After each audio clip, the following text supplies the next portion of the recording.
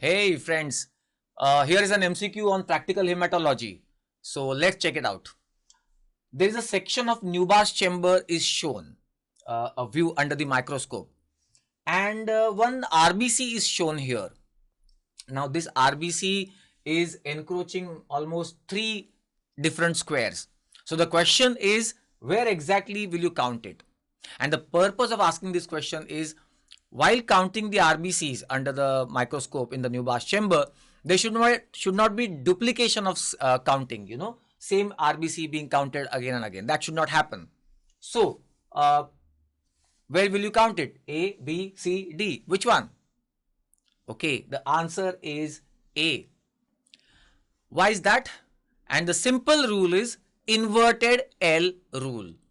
Inverted L rule, it says that a cell which is falling on the limbs of an inverted L, this is an inverted L.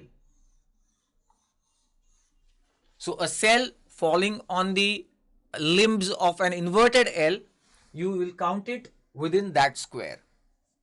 That's the rule.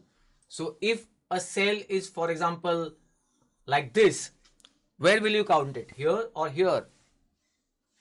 Inverted L rule. Yes. You will count this cell in this square. If a cell, for example, is falling over here, where will you count it? Inverted L. It will be in this chamber. So in this square. So in this manner, you avoid duplication of counting of the RBCs. Same cell should not be counted again and again in different squares. And therefore remember inverted L rule for counting of cells in a Neubauer's chamber.